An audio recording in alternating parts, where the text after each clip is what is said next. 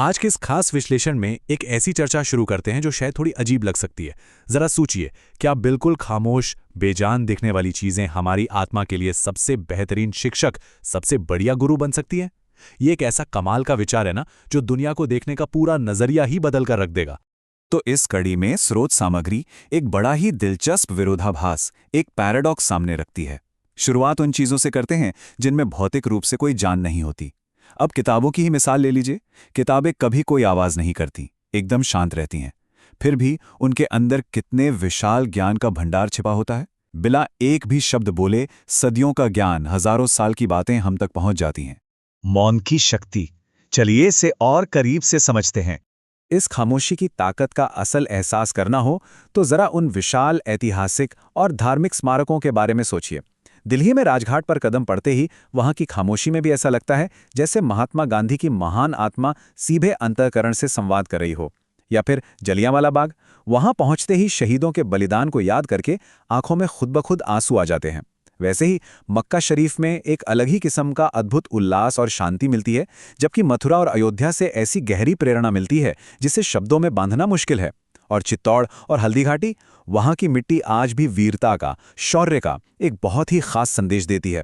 असल में ये सारी खामोश जगहें अपने आप में बहुत ही प्रभावी व्याख्याता, यानी एक बेहद असरदार स्पीकर की तरह काम करती हैं। यहाँ सबसे ध्यान देने वाली बात यह है कि जब कभी खंडर हो चुके मंदिरों या पुरानी इमारतों के पास जाना होता है, तो वो अपनी उस मूक भाषा में, उस खामोशी में भी जीवन के सबसे गहरे अर्थ समझा देते हैं। इन निर्जीव और बेजान लगने वाले स्थानों के ठीक पीछे एक बहुत बड़ा जीवित सत्य, एक लिविंग ट्रूथ छुपा होता है। एक ऐसी सच्चाई जो इंसानी चेतना पर ऐसी अमिट छाप छोड़ती है जो शायद ही कोई बोलने वाला इंसान छोड़ पाए। तो अब आते हैं हमारे अगले पड़ाव पर, निरंतर मूक शिक्षक। यहां आकर विचारों में एक बहुत बड़ा और बड़ा ही रोचक बदलाव आता है। अभी तक हमने विशाल बड़े बड़े स्मारकों की बात की, लेकिन अब स्रोत सामग्री का रुख एक बहुत ही निजी, बेहद पर्सनल चीज की तरफ हो जाता है, और वो है यज्ञोपवीत, जिसे आमतौर पर जनेऊ भी कहा जाता है। जरा अंतर देखिए। एक तरफ वो बड़े बड़े स्मारक हैं, लाखों टन भारी, जहां केवल कभी कभार ही जाना होता है, और दूसरी तरफ ये बिल्कुल साधारण सा दिखने वाला धागा। इसका वजन कुछ ग्राम भी नहीं होगा, लेकिन इसे हर एक सेकेंड, हर पल पहना जाता है। कमाल की बात यह है कि ये छोटा सा धागा बिल्कुल वही काम करता है जो बड़े बड़े तीर्थ करते हैं। बस फर्क इतना है कि ये लगातार करता है, बिना रुके। अगर इसे सिर्फ एक सूती धागा मान लिया जाए तो ये एक बहुत बड़ी भूल होगी। वास्तव में ये एक निरंतर मूक शिक्षक है, एक साइलेंट गुरु। इसे हमेशा इसीलिए पहनकर रखा जाता है ताकि जीवन का सही मार्गदर्शन हर वक्त मिलता रहे। बिना एक भी आवाज किए, बिना एक भी शब्द बोले, ये हर घड़ी, हर पल जिंदगी के सबसे बड़े उद्देश्य देता रहता है। जीवन का त्रिकोण, ये है हमारा तीसरा हिस्सा। आइए अब इस धागे की बनावट, इसकी भौतिक ज्यामिति पर थोड़ा गौर करते हैं। 3 यज्ञोपवीत में ठीक 3 लड़े यानी 3 धागे होते हैं। और वैसे ये बनावट कोई इत्तेफाक नहीं है। ये 3 लड़े बिल्कुल जानबूझकर ऐसी रखी गई हैं ताकि ध्यान लगातार उन 3 महान विश्वव्यापी कर्तव्यों की तरफ आकर्षित होता रहे जिन पर यह पूरा दर्शन आधारित है। मूल पाठ इसे समझाने के लिए एक बहुत ही जबरदस्त विजुअल रूपक का इस्तेमाल करता है। चलिए दिमाग में एक त्रिकोण, एक ट्रायंगल की कल्पना करते हैं।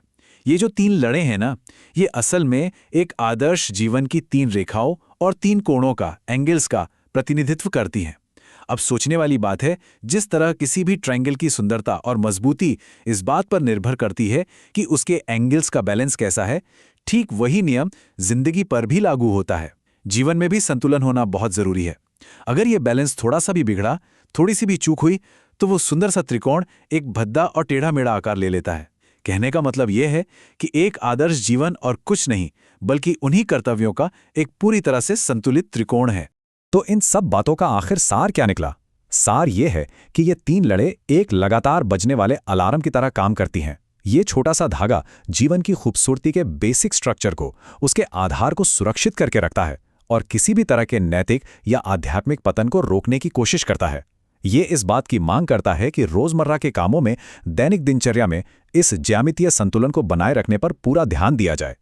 अब जैसे जैसे इस विश्लेषण के अंत तक पहुंचते हैं, जीवन की इस खामोश ज्यामिति, इस साइलेंट ज्योमेट्री पर थोड़ा रुककर गहराई से विचार करना बहुत जरूरी हो जाता है। अगर वाकई एक आदर्श जीवन कर्तव्यों का एक त्रिकोण है, तो क्या आज के इस दौर में वो पूर्ण संतुलन, वो परफेक्ट बैलेंस बनाए रखा जा रहा है? क्या जिंदगी के वो 3 कोण, वो 3 एंगल्स सच में एक दूसरे के साथ सामंजस्य में हैं? एक बात तो तय है, इस मूक शिक्षक के संदेश को समझना इस दौर में शायद पहले से कहीं ज्यादा महत्वपूर्ण हो गया है। इस बारे में जरूर सोचिएगा।